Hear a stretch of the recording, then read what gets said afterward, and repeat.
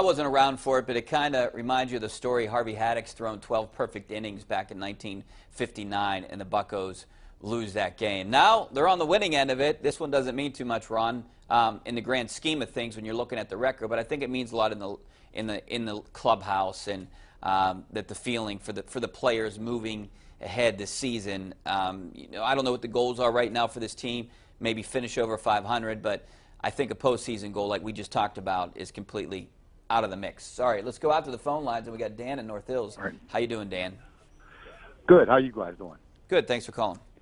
Yeah, I just wanted to remind the old folks and let the young folks remember Harvey Haddock's in 1959, 12 perfect innings, and he lost the game when Joe Adcock knocked a run in.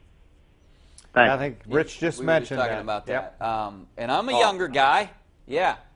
You don't remember it, though, Richie. I don't remember it, yeah. I don't even think my parents would remember it. But well, I'm old enough, I don't know if Ron is, but I remember it. Yeah. Well, thanks for calling, Dan. I appreciate it.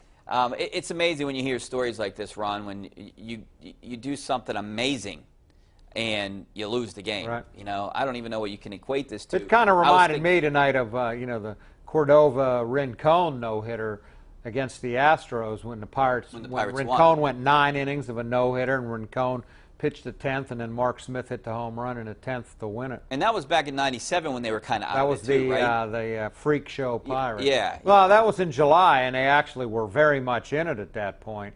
Remember that, a hot Saturday night at Three Rivers Stadium. All right. I was there for that one. I wish I'd have been there tonight. I wasn't there for that one, but let's go out to Patrick and Irwin. How you doing, Patrick? Hey, I'm well, Rich. Hey, I might be in the minority on this, and I'm only thinking this because of the effort the Dodgers pitcher made tonight. And don't get me wrong, I wanted the Pirates to win, but I kind of had an issue with the celebration with Josh Harrison at the end. I mean, you know, it's only because of the no-hit, you know, the no-hit bid that was taking place or whatever. If it would have been like a 5 and a walk-off, and that would have happened, then I would have been okay with it, but.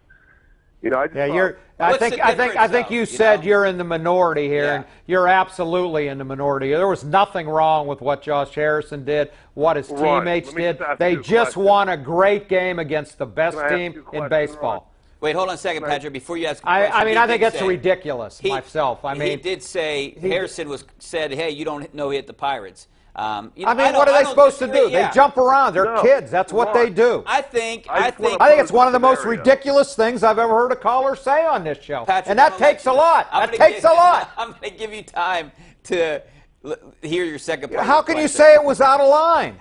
Well, okay, can I just pose a scenario to you? What if he would have tipped his hat? What if he would have went over to the pitcher and just tipped his hat and said, "Great"?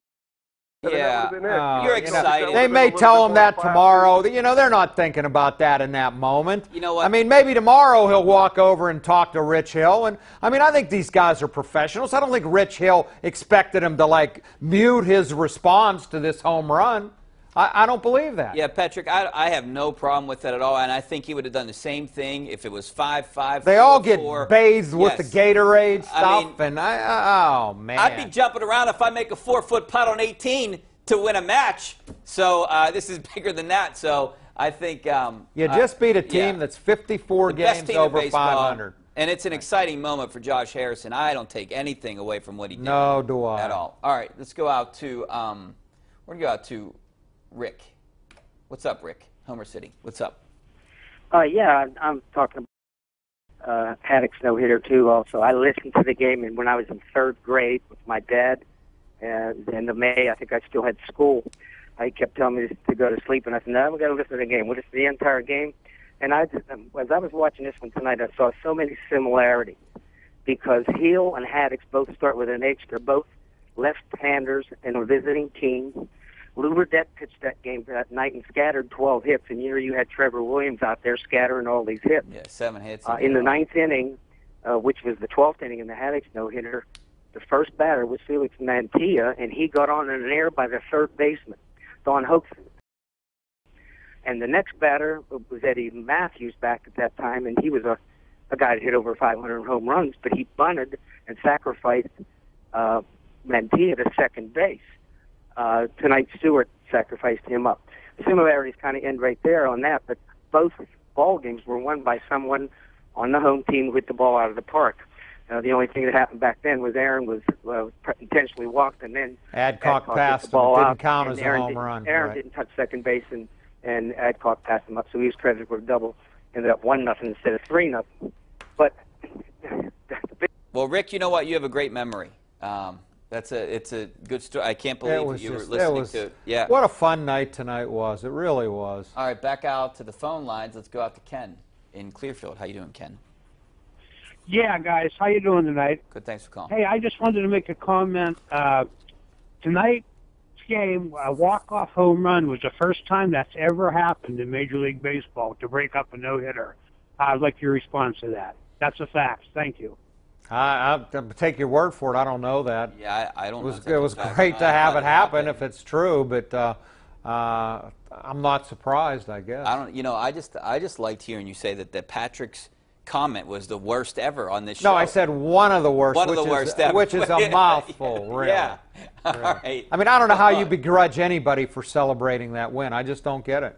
Sorry. All right. Well, we got to take a break, and Ron and I will be celebrating in between during the commercial. So give us a call. 412-575-2600 is the number. Back in 2 minutes.